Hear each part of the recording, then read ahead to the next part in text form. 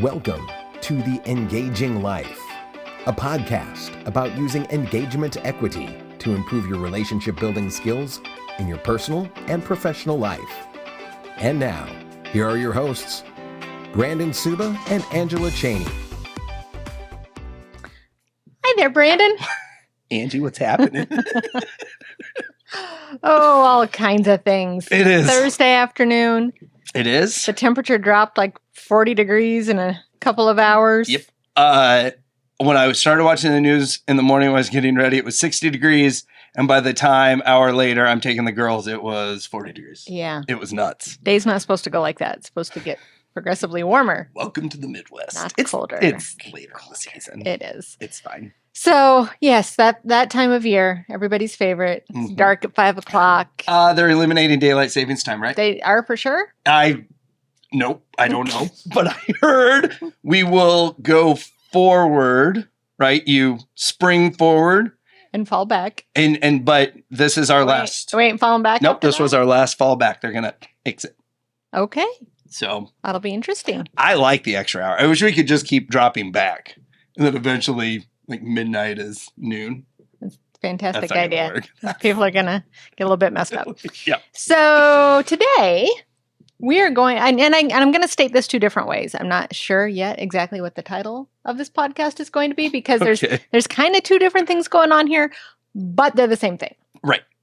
So it's getting results versus being liked, and that's really more the business side of it, but it can be both. And then the other side is being respected versus being liked. So they're similar, yet they have some differences, but we're going to talk about both today. Okay. So the reason this came about here at Pixelfire, we are working to develop our customer journey Ooh. and develop customer avatars. So we're getting into that high level stuff. We're Holy like a smokes. real company now. Wow. And developing, kind of this journey that we want to take customers on. And as we were talking, the end goal in all of this, and I don't know if I've talked about the customer journey on my last podcast, but I don't think we've talked about it here. But the end goal of the customer journey is to make them into basically salespeople for you. Got it. That they are selling for you because they are so happy about the service that they've gotten. You're not paying them, Right. but they're still selling for you. So to make them advocates of your business. And a couple steps before that is to get them talking about you and giving you referrals. Okay. And Dan, my business partner, made a very good point, even wrote it up on the board. I know he made a good point. Let's celebrate. Sorry, Dan always listens to this podcast, I know he so we does. have to insult him every once in a while, or more so than every once in a while. So what he put is happy clients do not give referrals. Successful clients give referrals. Ooh. And I thought that was really interesting. It really made me stop to think and play it into this whole being liked versus getting results. Mhm. Because I think that's where our company definitely errs on the wrong side of the fence there. Okay. Is we want to be likable. We want our clients to like us. We want it to be an easy, smooth, process. We want all of this, and that's great. It's rare that we have a client who doesn't like us, Right. but that does not always equate with getting them results. And they didn't come to Pixelfire Marketing to make a few new friends. What? Really? I know. Not I know. That should- paying you for friends. No. Huh? Yeah. They came here to shucks. get results and to get more business or get a new website that looks great or whatever it is they're coming to us for. But so that's what I wanted to talk about today. The difference between being liked and getting results, which is kind of the same thing as being liked versus respected, because they could walk out of here saying they're great people, but I don't respect them as a company because they didn't get me any results. Yep. Okay. I think a lot of salespeople are liked because salespeople Mhm. are nice, right? Everyone likes, Mhm. but it doesn't translate to closed deals. It does not. Nope. It does not. So, what does getting results for your clients look like? Sometimes it means telling them things that they don't want to hear. There are many times that we'll have clients come in and either A, they have all these wild expectations and think they can get them for $200 a month. Or maybe Or not a month, but like you'll Ever. get these in a week, Ever, right? Like, yeah. can I get these clients in a week? sometimes it's hey, that website that your nephew did for you stinks. Yeah. Sometimes it's that. It's common. But telling them things they don't want to hear and they're not probably going to like you very much at the time when you tell them those things. But that's part of getting results. Mhm. Another thing is pushing them. You know, if a lot people come to us, they may not realize it, but they come to us because we're the experts, but then they try and fight us On everything. on what they think they should do. Or, you know, they're complacent or they don't want to spend what they need to spend, or, you know, they don't want to do the things that we know it takes to get results. And so pushing them, again, they're probably not going to like you very much at the time. Right. And this is with anybody. It's not just clients. I mean, I've had friends before who I have had to specifically, you know, they're bitching, and they're not doing anything about it. And I've had to specifically stop and be like, okay, I need to know what you want from me here. Yeah. Do you just want to vent, or do you really want some solutions? Because this is getting old. And what more common, it's just venting, isn't it? Usually, sometimes I'll ask for the worst are the ones who say, no, I want advice. And then they don't take it. And then it's just like, whatever. You know what I call them? Mhm. Those are assholes. Yeah. I love that one. Yeah. And Assholes. at least, you know, if they tell me, yeah, I'm just venting. Yep. Great. And that Todd and I have gotten a lot better at this.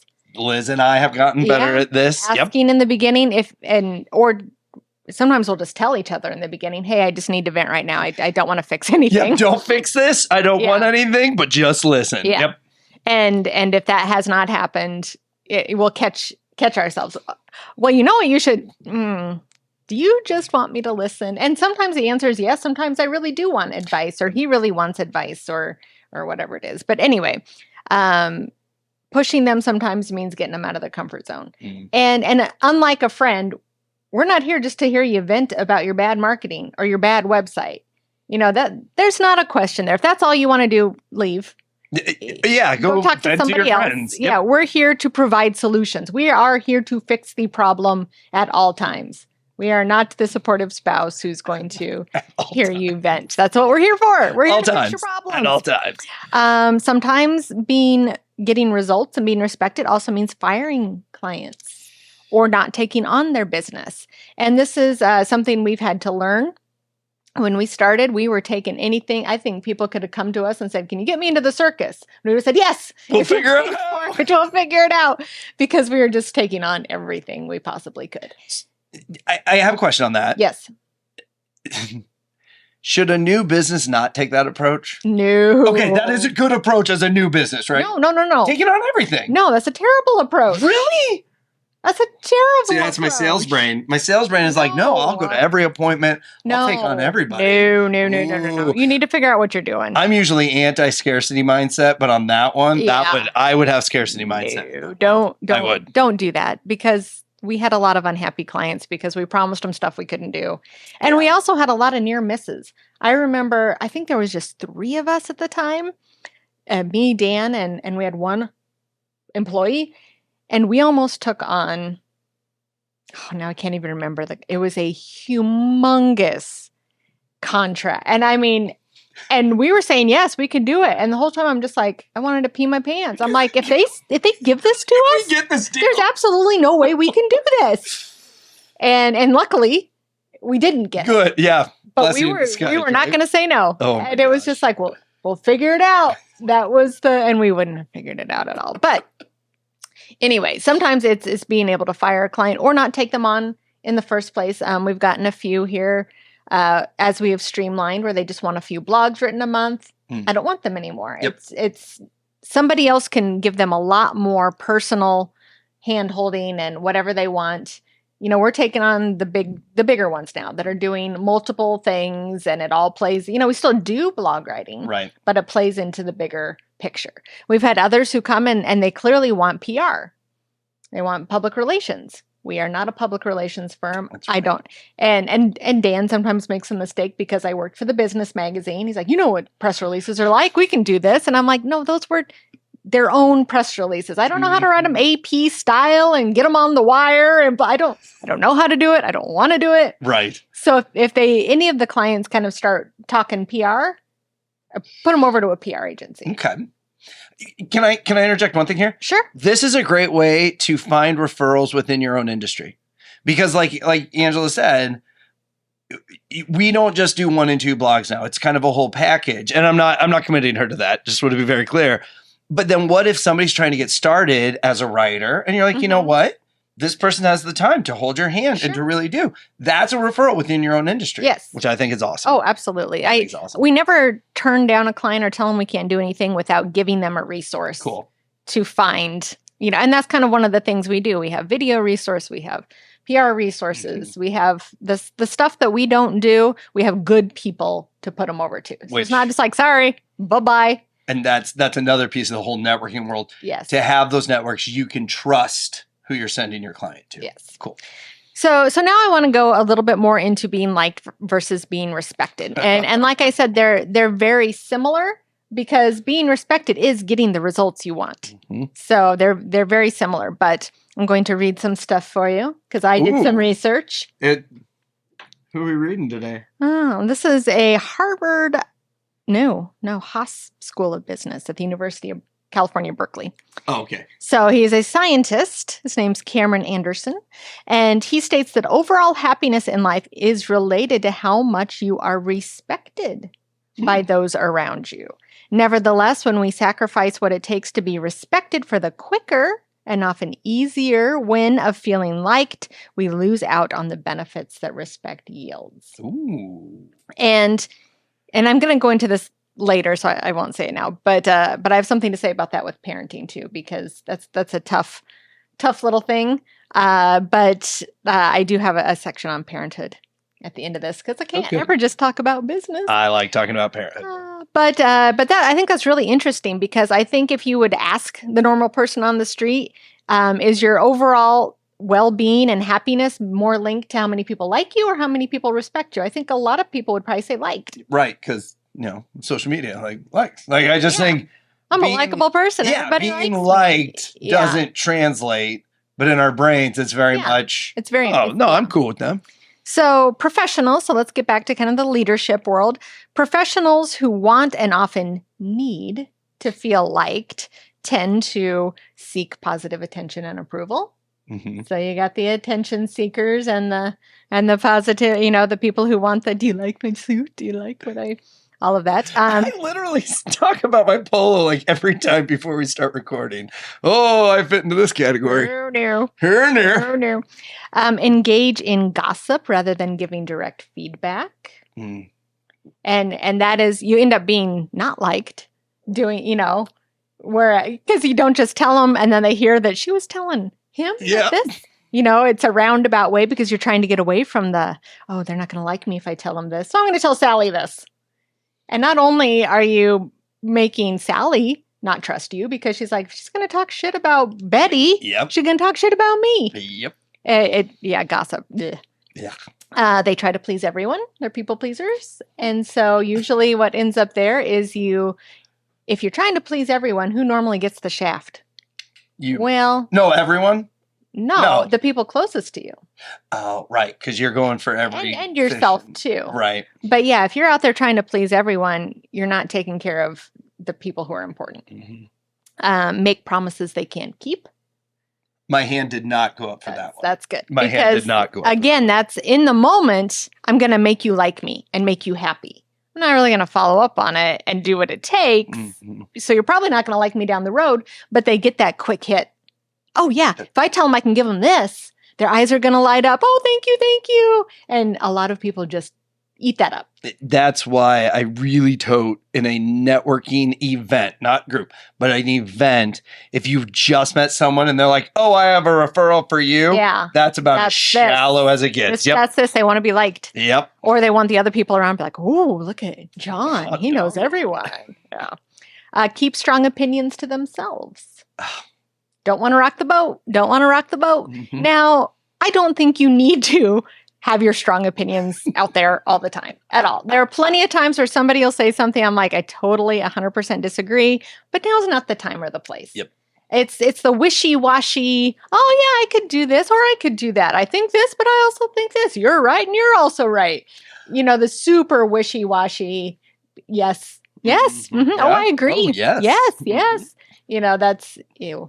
Yeah. But again, you don't have to have an opinion on everything. And one of the best things that I think, if you really have a strong opinion on something, I think it's okay to say it.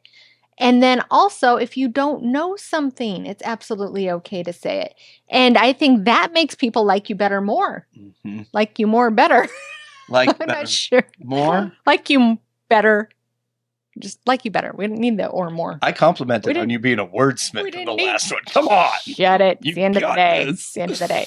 But saying, I honestly don't know, is showing a little bit of vulnerability. And it's saying, I'm not that jerk that has to have all the answers. Because nobody can have all the answers. And if somebody's around you long enough and you tend to have all the answers, they're going to start thinking you're lying. Oh, Because you yeah. can't. That's right. You absolutely cannot have all the answers. With leadership, when I was working with people in multiple different states, the one challenge I gave them near the end before I moved on in life, but was we're eliminating the saying, I think. So when you're talking to a member, if you're about to say, I think that's right, or I think you can do that, take out the I think and turn it into, I will double check, or I will look into this, and then give them the real answer, not the think. Because what happens is, if I say, you know what, I think we can refund your dues, what did you just hear as the member? You can. That we can. Right. And then when I have to come back and say, oh, yeah, we don't refund dues, Right. then it's Like you lied. Yes. Yes. Yep. So eliminating I think helps get rid. And then every person that I meet and I start relationships with, I tell them, I don't have all the answers, but I will do everything I can to find the answer I don't Yes. know. There's a lot of value to that. And the other thing that you eliminate when you pretend to know everything, you eliminate them being able to shine and teach you something. Yeah. And this is in relationships too, because I can get this way. And because it's going to sound terrible. I do know a lot. I read You know it all, do you? extensively. So I know a lot about a lot of different things. And so when Todd and I get to talking, I tend to, I do know that. Oh, I do know that. Oh, I do. Even if I don't know the complete picture. And instead of just being like, I don't know, or what do you know, and also not shining the light on him of things I know he knows Mm-hmm. and letting him tell me, because he loves that. That is his hot button. Todd is a teacher at heart. Mm-hmm. If you do I'm a maker is what, if you do the tendencies. Oh, yeah. Yep. I'm a maker, which means I have to create. I'm creative. I have to write. I have to cook. I have to create something. So I'm really at the bottom of the totem pole, because this all comes from like the caste system is really where these Is it a totem pole? Like, are you talking? well, like the caste system in India, where Oh, you can't okay. marry between Yes.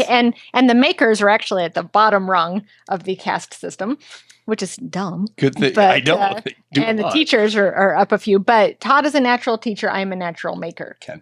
And so not letting him teach me things, it's just like cutting him off at the knees. That's oh my God, I just realized that. That's what happens when I see him in the kitchen making his own lunch. Oh, It cuts me off at the knees. I'm just like, that's my thing. You know what? And I struggle with Liz in the kitchen. I do. Do you? Ooh, how does he take when you, like, okay, here's a big thing of mine. It's so dumb. And this is engraved in my mom. You don't serve off the cooktop. Like, you take the pot off the cooktop and you serve away so that nothing falls on the burners. Yeah. You do that, don't you? No. Okay. No, I'm a messy cook. Todd calls me the Swedish Oh, yeah, chef. that's right. You just throw stuff all over. Yeah. So Liz does not bode well when I say, can you just take it off the Oh. cooktop to serve it? Like that. See, and never goes I'm well. not about you're doing it the wrong way. I'm about, but I'm supposed to make Yeah, you. no. It's terrible. I want to. I got my issues. They tend to flood people with credit, compliments, and praise. People who want to be liked, because that's a quick hit. It's easy. Yeah. But it's also easy to see through if you Well, just know what like to look for. the nicest asshole. Yeah. That was with the other day. Like, Yeah. I love being around him because he is so complimental, but I know in the backside it's like, It's yeah, but bullshit. he's kind of a jerk. So Yeah. Yep. And anybody who does that without knowing you well, Oh. it's just like, whatever. You don't. no. Yeah. And I've had, well, because you're so blah, blah, blah. I'm like, haven't we met like once? Yeah. No, Mm-mm. no. They tend to play favorites, but pretend they don't. Boy. You're just like Ding, hitting- ding, ding, ding. You are checking my list today on this one. Well, you're really my favorite, so I'm going to blah, blah, blah. And then you go to the other person. Since you're my favorite, I'm going to blah, blah, blah. You know what my line is? You know me. We're good enough friends. I'm going to share this with you. I wouldn't tell anyone, but we're good enough friends. I'm going to share this with you. You've done that to me. No, we're good enough friends, though, and I wouldn't tell anybody else of what we've talked about. Such an illuminating podcast today. I'm learning so much. No, I knew because I am the being liked guy, not the results guy. So I knew this was going to be deep. It's going to be bad. It's going to be deep. They tend to use information as leverage, and they withhold it or give it away depending on what they want to achieve. Nope, didn't have to raise my hand on that one. Good. They give people tasks they enjoy rather than assignments that stretch and challenge them. So that would be a leadership type. That could also be a parenting. I struggle with that one because I'm all about strength finders. So I feel a little piece of that is you're putting them in the right seat to succeed. Okay. But if we dig a little deeper in that, though, I think it's more you're trying to appease them so they like you better. So I'm giving you this because I know you're going to like me better when I allow you to do this. Right. Correct. They also tend to focus more on how people feel in general and about them personally than about achieving outcomes. So I think that's a pretty normal one. Yep. So now professionals who recognize the importance of being respected with or without being liked, because you can have both, are more inclined to tell the truth, even if it's unpopular. Explain their thinking behind the difficult decisions they make. I think that's important. Hey, we have to let Sally go. I want you all to know that this is why we had to let Sally go. Yep. And telling Sally why you had to let Sally go. So are you telling me that a business owner that just fires people and doesn't tell anyone doesn't get respected by the rest of their team? Well, they probably aren't liked by them either, but Two really, strikes. Yeah, really not doing either. Acknowledge the elephant in the room, even if they can't fix it. So that's, hey, we're going into a recession right now. That means that none of us get raises. I'm really sorry about that, but I just wanted you all to know that this is what's going to be happening. We're on a raise freeze for the next 6 months. Yep. Transparent. Everyone knows. They can process it. Versus if you just don't give it. Right. That's 10 times. Or give it and can't afford it and then end up having to fire Sally. Is that why we fired Sally? I knew we shouldn't have given. Say no when they need to. So I've had bosses who would just say yes all the time and then get mad at me later for doing it. I'm like, why didn't you tell me Gosh, that sucks. not to do it? Yeah, that sets you up for failure. That's the worst. Be open-minded and decisive. So we talked last week about listening openly, which means you're vulnerable enough to say, they know more than me on this subject, or I was wrong in my thinking there. Yep. And that is a way to be respected and liked. Yep. I mean, that's really both. Give credit when it's due to others and also take it when it's due themselves. Ooh, a lot of people suck at taking it. And then when we did the podcast on culture, they're really good at recognizing in the front at the beginning, but then it tapers then it off. Slides, yeah. And people remember, oh, well, you used to compliment me all the time and now nothing. But I also like having both of it because if you do one or the other all the time, it's not going to be authentic because sometimes it is you. Sometimes you did land that big client all on your own. Yeah. And sometimes you didn't. So, put some thinking into it. Give credit where it's due. But if it was you, you don't have to be a jerk about it. But you can admit it's you. So don't show up with a cape and a crown and be like, I did payroll last week. He loves me. Yeah, not that. Tolerate feelings of disappointment, frustration, sadness, and anger in themselves and in others. I suck at this as a parent. I was just going to say, that's a huge one with parenting. Yep. You don't want your kids to hurt. You don't want them to have to go through hard stuff. And this can be leaders too. Yeah. Oh, They don't want their employees to suffer. They don't want... And so they make bad decisions based on that. Yep. It's unfortunately for both parties. Got to make mistakes, got to hurt. It's the only way to grow. And you just can't fix everything for everyone. Yes, let your kids make mistakes. Yes. I think we're missing that in life. Hold people accountable for their results or for their actions, either one. So if poor Sally's Dude, in the shaft. I hope she doesn't listen to this podcast. She might send a very stern email. If Sally did an ad campaign and it totally missed the mark and the client's not happy, you got to hold Sally accountable. Yeah. You don't have to be a jerk about it, Nope. but it's like, hey, Sally, this didn't work out. Let's go through why and see how we can make it better the next time. Mhm. Rather than just, oh yeah, Sally, your ad campaign was great. Oh. Well, because once again, and then you switch it to a different account rep. Yep. Because That's what long happens. term, you didn't do Sally any favors by just, oh, you did great, but we're going to give it to Angela next time. Right. It Without is- telling you why It's let's it's confusing. Hey, you didn't do great, but let's talk about it. It works in referrals too. Hey, that wasn't a good referral, but let me tell you a few different things that would make it a good And referral. give them another chance too. Mhm. Oh, you know, yes. but you give them the tools to do better next time and give them another chance. Yep, I would agree.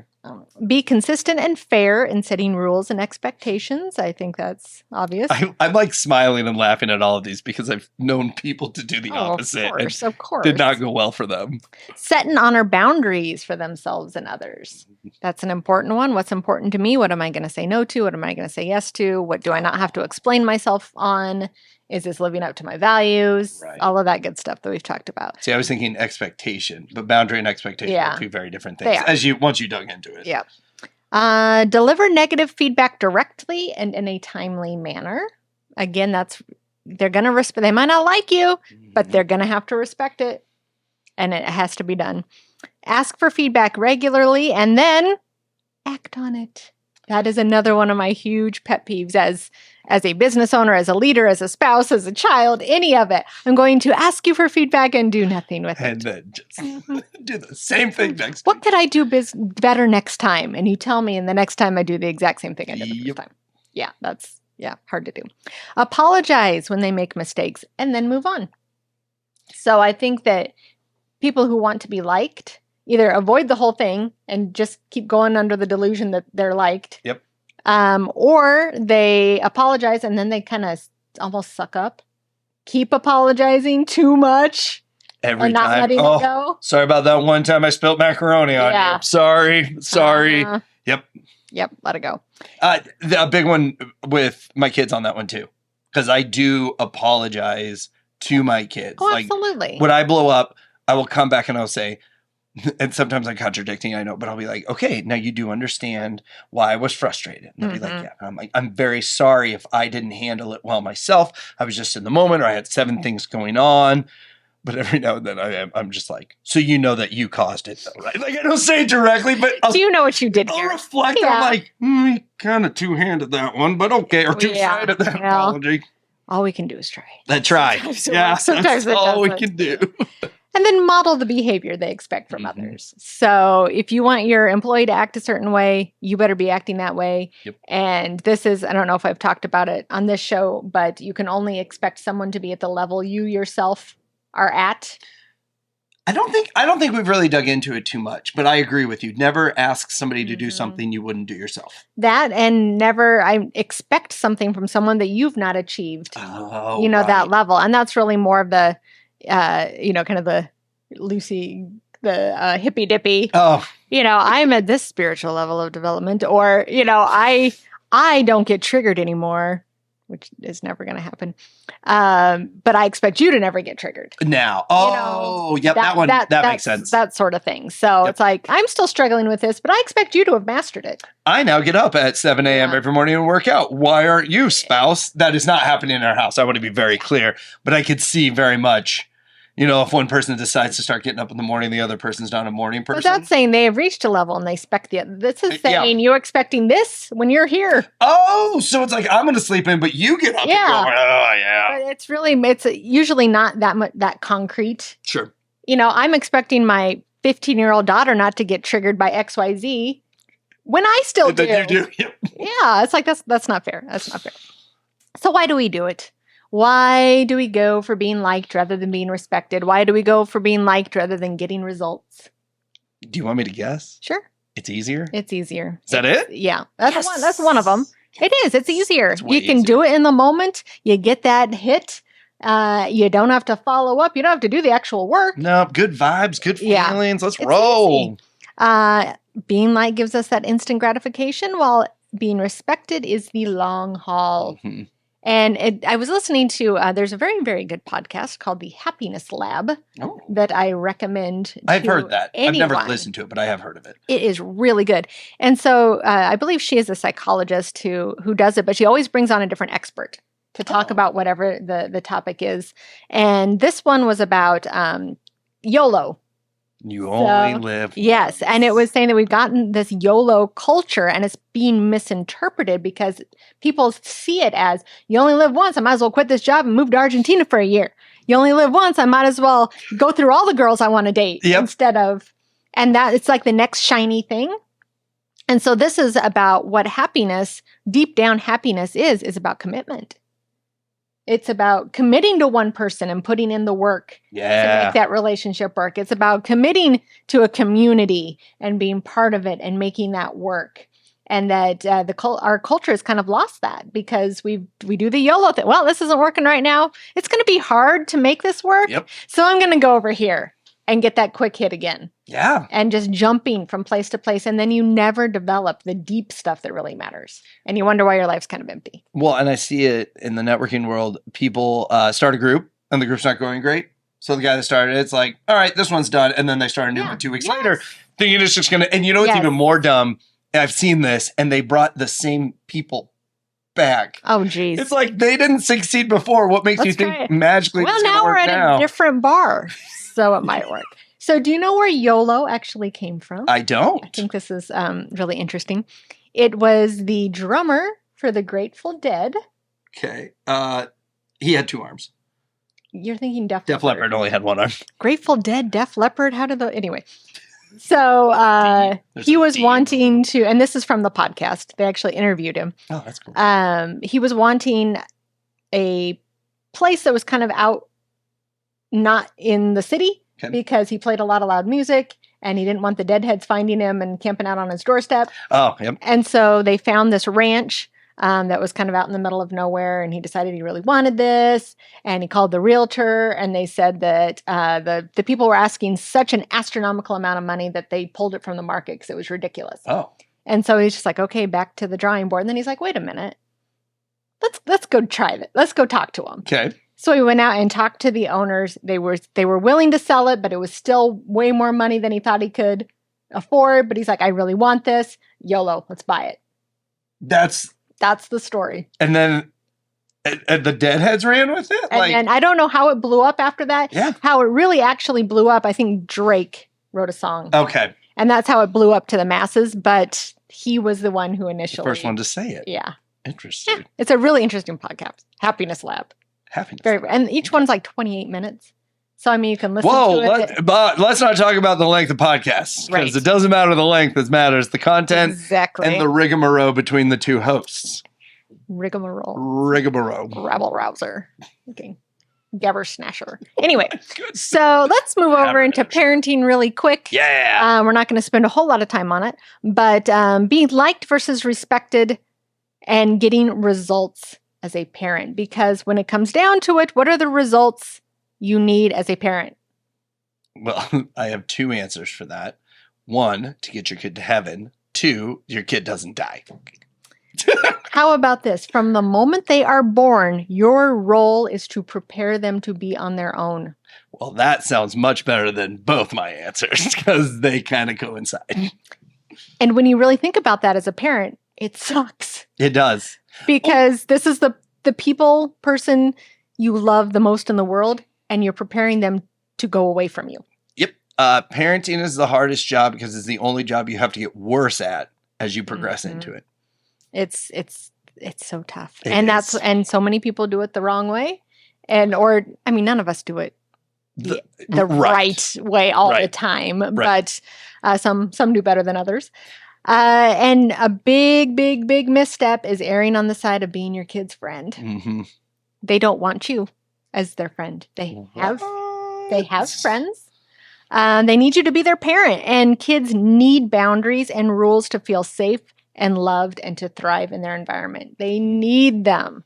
That is how you parent. You give them boundaries. You give them rules that are consistent and fair.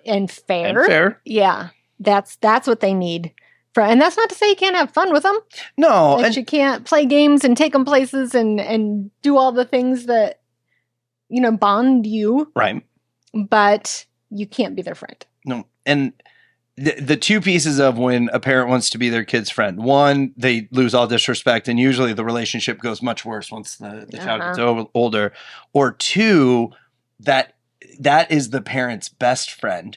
Oh, yeah. And when they go off to do their own thing, the parent almost holds them back. Oh, absolutely. Because now they're losing their best friend. Oh, absolutely. And I think that is a huge challenge. Or even if it's not the friend thing, but they've put everything they have into that kid. Right. Then when the kid's gone, they have nothing. Yep. They don't know who they are as a person. They don't. Friends. Usually their marriage is shit because. Oh, because they're focused. Yes. Yeah. And then, and also you can get two parents. One does the friend thing and the kid likes them more. The other one's trying to do the respect thing. I mean, what a dividing factor between two parents. And you always get of course, fun dad. And this happens a lot with divorced parents. Yep. Because, dad has them 2 days a week. He can take them to Disneyland and buy them shit. And he doesn't have to get them up in the morning and make sure they do their homework and, lecture them. So, but who do they usually end up respecting at the end of the day? The one who put in the work. Yep. The parent that gave him the boundaries. And I think it's important, too, that things change as you raise your kids. And I think that as they are children, meaning I'll just say before they graduate high school, okay, your job is to love them and to love them unconditionally. And that's not to say let them get away with stuff. Right. But it's saying even if they make mistakes, I still love you. Even if this, I still love you. I don't think respect should come in you to them. I don't think you need to respect your kids as their kids. I think they need to earn that from you once they become adults. And it is very possible to continue to love a child who never earns your respect. Right. Yep. But I think once they become adults, I think it is their job to earn your respect. Yeah. Well, you had to do it. And you also had to raise them in a way that they can. Correct. That's kind of the sucky thing, because a lot of the times you did a crap job at parenting and then you expect them to become this adult. Be amazing. Go be better than me. Respect, but yeah. So I want to end. I've been waiting for this quote the whole time. It's a quote from Reba McEntire, and I actually read it in my People magazine, which I got for a while because I didn't realize it had auto-renewed. And I kept I'd come home and be like, Todd, I'm still getting this magazine. I didn't pay for it. I thought it was just the greatest thing. Paid for I was totally paying for it. it. You paid for it. Finally found it on my PayPal account. I was like, yeah, no free lunches. But I think it was doing a quote from her latest book is what this was from. Okay. But this is what she told her son. I'll always love you, but I want other people to like you. So don't be a little jerk. Don't be a spoiled brat. That's a good one. That's a good one. This is plain language. It's my job to love you. I will always love you. But it's my job to make sure you can go out in the world and develop friendships and connections. And even if you're a spoiled little jerk, I will still love you, but I'm failing. Yep. I think is kind of the gist of what she was saying. So again, the result that we want here is for our child to be prepared to go out on his or her own and have a fulfilling, productive, and happy life, whatever that might mean to them. That is the result. And when you focus on being liked versus getting that result, things tend to go awry. Yeah. Anything you'd like to add to being liked versus being respected and or getting results? I want to be more liked. Hence why I kept raising my hand. But no. I think you nailed it. No, you did a phenomenal job on this one. And I was excited for this one because I know I feel parenting has given me the power, not the power, the guidance to lean more towards let's be respected here. Yeah. And I think that bled over to my leadership and everything. But I mean, you saw how many times I raised my hand. I definitely want everyone to like me in the room. I would think that the majority, I would say you're in the majority. I'll be in the majority today. So a little plug for Pixelfire Marketing. We would love to go through the customer journey with you so we could help you get results. And if you would like any guidance on that, please reach out. All of our contact information is going to be right there for you. So thank you so much for listening, watching, whatever you're doing, helping me make fun of Brandon. I always enjoy that. Yeah, no, you should watch because I laugh at everything. Yes. But we really do appreciate it. Please like, share, do all the fun stuff that helps us get more listeners. And with that, we will talk to you next time.